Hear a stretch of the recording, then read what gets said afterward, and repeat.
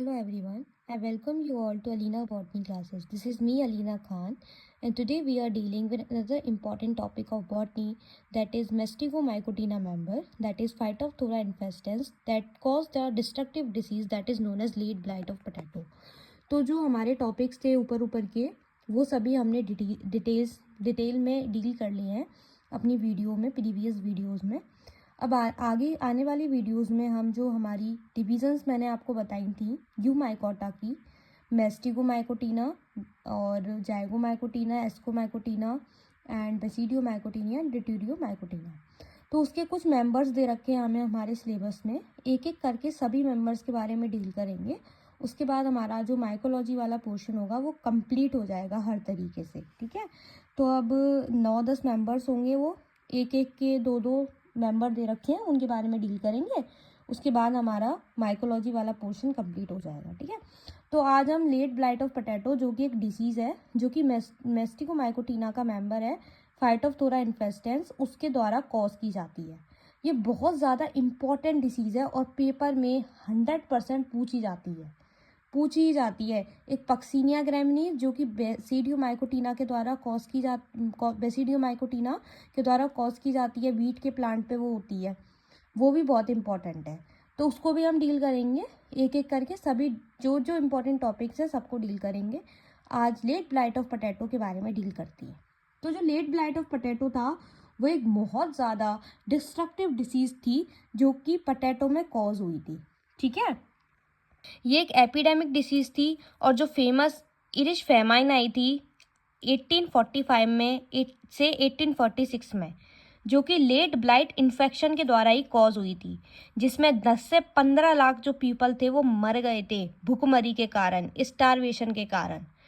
तो वो डिसीज़ क्यों हुई थी? ये डिसीज़ हुई थी लेट ब्लाइट ऑफ पोटैटो में, पोटैटो के अंदर हुई थी ये कॉज। देखो, अगर हम बात करें तो आजकल भी जो गरीब फैमिली होती हैं वो मेनली देखो ज़्यादातर जो इंसान होता है वो मेनली उसके लिए ज़रूरी क्या है? प्रोटीन ज़रूरी है। पर हर कोई इंसान जो है वो प्रोटीन को नहीं ले सकता, क्योंकि उसके पास इतने पैसे ही नहीं है कि वो प्रोटीन को खरीद पाए। तो ज़्यादातर जो इंडियन फैमिलीज़ होती हैं वो मिडिल क्लास हैं, जो कि कार्बोहाइड्रेट को अपना एज अ फूड लेती हैं। तो कार्बोहाइड्रेट में भी क्या, पोटैटो के आज गोभी आलू बना लिया, मटर आलू बना लिया, बैगन आलू बना लिया, हर सब्जी में हमने देखा है कि पोटैटो तो डलता ही डलता है। तो पहले के ज़माने में भी पोटैटो जो था उसके ऊपर ज़्यादातर लोग जो थे वो डिपेंड थे एज अ फूड। तो क्या हुआ था कि भुखमरी आ गई थी हमारी, इरिश फेमाइन, जो कि मोस्ट इम्पॉर्टेंट फेमाइन थी, जो कि बहुत ज़्यादा डिस्ट्रक्शन उसने कॉज किया था। 1875 से 1846 में ये कॉज हुई थी, जिसमें भुखमरी के कारण 10 से 15 लाख पीपल जो थे वो मर गए थे, ठीक है। तो इसको सबसे पहले डिस्क्राइब किया था एमजे बर्कली ने, जिसको नेम दिया था डीवेरी ने। ये ओरिजिनेट हुई थी मैक्सिको में और अदर कंट्री में ये स्प्रेड हुई थी बाद में। Originated in Mexico and spread in other country. तो जो इंडिया थी उसमें ये सबसे पहले इंट्रोड्यूस हुई थी नीलगिरी हिल्स में 1870 से 1880 के बीच में, और वेरी सून ये स्प्रेड हो गई दार्जिलिंग के रीजन्स में, और हिमालयन रीजन में क्या हो गई, ये स्प्रेड हो गई। The first severe outbreak of the disease was reported between 1912 and 1928 from Assam, Bengal and Bihar. तो पहले जो इसका आउटब्रेक था, जो इसने डिस्ट्रक्शन कॉज किया था इस डिसीज़ ने, वो सबसे पहले 1912 में और 1928 में जो असम है, बंगाल है और बिहार है वहाँ पे रिपोर्ट किया गया, ठीक है। तो ये तो इसका जनरल इंट्रोडक्शन हो गया कि एक एपिडेमिक डिसीज़ होती है। एम ए बर्कली ने इसको देखा था और डी बेरी ने इसको नाम दिया था। मैक्सिको में ओरिजिनेट की गई थी और ये सबसे पहले नीलगिरी हिल्स में देखी गई थी, इंट्रोड्यूस हुई थी। फिर बाद में दार्जिलिंग और हिमालयन रीजन में देखने को मिली थी। फिर इंडिया में इसको असम में, बंगाल में और बिहार में देखा गया था। तो जो एपिडेमिक होती है, एपिडेमिक का मतलब पता है क्या होता है? एपिडेमिक एक ऐसी डिसीज़ होती है जो कि एक सर्टेन ज्योग्राफिकल एरिया में कॉज होगी, सर्टेन टाइम पीरियड में एक सर्टेन ज्योग्राफिकल एरिया में कॉज होती है, उसको एपिडेमिक डिसीज़ बोलती हैं, ठीक है। अब इसके डिसीज सिम्टम्स की बात करते हैं। तो जो सिम्टम्स थे इस डिसीज़ के वो देखने को मिले थे प्लांट की लीव्स पे, पेटियोल्स में, स्टेम्स में और ट्यूबर्स में। On the leave the symptom appears in the form of dark brown, Oval and irregular water soaked areas. तो लीफ में क्या देखने को मिले थे कि वाटर सोक्ड एरियाज में इरेगुलर शेप के क्या देखने को मिले थे, सिम्टम्स देखने को मिले थे। तो अर्लियर स्टेज में जो सिम्टम्स डेवलप हुए थे वो डेवलप हुए थे टिप पे डेवलप हुए थे, मतलब ऊपर की तरफ डेवलप हुए थे मार्जिन पे ऑफ द ओल्डर लीव्स पे, और लेटर बाद में ये नीचे की तरफ और डाउनवर्ड क्या हो गए, इनवर्ड और डाउनवर्ड क्या हो गए, कॉज होने लगे, जिससे पूरा का पूरा प्लांट इसने क्या कर दिया, खराब कर दिया, पूरा ट्यूबर इसने खराब कर दिया। तो इंडिया में दिसंबर से जनवरी में ब्राउन स्पॉट देखने को मिले थे लीव्स में, वो ज़्यादा इंक्रीज होने लगे, मतलब बढ़ने लगे। जब कंडीशंस ह्यूमिड आई तो जो सेल्स थे ट्यूबर के वो सॉफ्ट हो गए, डार्क ब्राउन कलर के हो गए, और समटाइम इनको वेट रॉट भी कहा जाता है और ड्राई एटमॉस्फेयर भी कहा जाता है। कभी कभी पोटैटो पर्ल जो था वो कभी मतलब रॉट की फॉर्म में नहीं देखा गया था, पर इंटीरियर पार्ट जो था उसका वो ब्लैक हो गया था, और इस कंडीशन को ड्राई रॉट कंडीशन बोला था। पढ़ लेते हैं। If condition are humid the cell of the tuber become soft and dark brown, this sometime is known as wet rot and dry atmosphere. However the potato peel does not rot but its interior part becomes black, this condition is known as dry rot. Then causal organism के बारे में पढ़ लेते हैं, जो कि मैंने आपको पहले ही बता दिया कि जो ये इसको कॉज करता है वो फाइटोप्थोरा इन्फेस्टेंस है, जो कि वेरी शॉर्ट क्वेश्चन में आता है।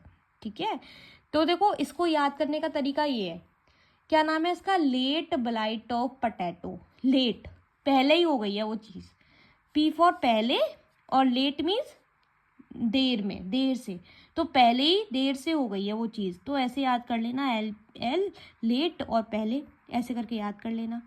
और ये एंडोफिटिक होती है, प्रोफ्यूसली ब्रांच होता है, और सिनोसिटिक इसका हाइफी होता है, और ये इंटरसेलुलरली डेवलप होता है और होस्टीरिया फॉर्म करता है। इसकी डिसीज साइकिल की बात करें तो इसका जो प्राइमरी इन्फेक्शन कॉज करता है वो इन्फेक्टेड ट्यूबर करता है। इन्फेक्टेड ट्यूबर जो होता है वो माइसीलियम लाता है और फ्रूटिंग बॉडी लाता है पैथोजन की। सेकेंडरी इन्फेक्शन जो होता है वो ट्रांसमिट होता है जब हेल्थी प्लांट इन्फेक्टेड प्लांट के कॉन्टैक्ट में आएगा तो उसको इन्फेक्शन हो जाएगा। ठीक है, तो देखो मैंने इसकी एक लाइफ साइकिल बनाई है। ये इन्फेक्टेड ट्यूबर है, ठीक है, ख़राब ट्यूबर है जिसके अंदर पहले से ही डिसीज़ हो रखी है। तो इसके अंदर उगोनियम और antheridium female sex organ and male sex organ, ये दोनों डेवलप हुए, इन दोनों में फ्यूजन हुआ, ऊस्पोर बना, ऊस्पोर स्पोरेंजियम के अंदर बना स्पोरेंजियम, स्पोरेंजियम से क्या हुआ, जूस पोर्स बना, जूस पोर से जूस पोर अफेक्ट करेगा दूसरे प्लांट को, अनदर प्लांट को, इन्फेक्टेड फॉलिएज बनेगा और फिर से इन्फेक्टेड ट्यूबर फॉर्म होगा। ठीक है, अब सीडलिंग प्रोड्यूस हुई इन्फेक्टेड ट्यूबर में जो कि इन्फेक्टेड हो गई, फिर स्पोरेंजियम में वो डेवलप हुआ, जूस पोर उसने बना लिया। अब जूस पोर्स क्या होगा, वो भी दूसरे प्लांट को अफेक्ट करेगा और डिसीज जो होगी वो बढ़ती जाएगी। तो ये डिसीज साइकिल हो गई लेट ब्लाइट ऑफ पोटैटो की। तो ये पूरा था लेट ब्लाइट ऑफ पोटैटो। अब इससे बचने के तरीके देख लेते हैं कि हम इससे बच कैसे कर सकते हैं। एक तो हेल्थी सीड ट्यूबर सिलेक्शन करो, मतलब जो तुम पोटैटो लगा रहे हो अपने फील्ड में उसकी जो क्रॉप हो ना वो कैसी हो, हेल्थी हो। फील्ड का सैनिटेशन करो, फंगीसाइड का यूज़ करो। फंगीसाइड का मतलब होता है जो फंगी को मारते हैं, अनवांटेड फंजाई को बांधते हैं, कि कवक नाशक बोलेंगे इसको हिंदी में। तो जैसे कि बॉडिक्स मिक्सचर का यूज़ कर लो, डाइथीन Z78 का यूज़ कर लो, है ना। इसके बाद ट्यूबर ट्रीटमेंट करो, स्टोर करने से पहले उसका ट्रीटमेंट कर लो।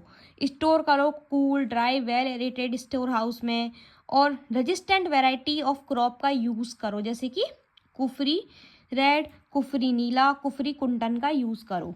Tuber injury during harvest should be prevent, तो जो ट्यूबर इंजरी है उसको प्रिवेंट किया जाता है हार्वेस्टिंग के दौरान, जब हम उसको उगाते हैं उसके दौरान क्या किया जाता है, इसको प्रिवेंट किया जाता है। That's all about the late blight of potato. And in our last video we are dealing with albugo candida, जो कि मेस्टिगोमाइकोटिना से ही कॉज होती है डिसीज़। ठीक है, तो अगर आपको कोई डाउट है लेट ब्लाइट ऑफ पोटैटो में, then let me know in the comment box. If you like my video, then subscribe to my channel and stay connected. Thank you for watching. Have a nice day.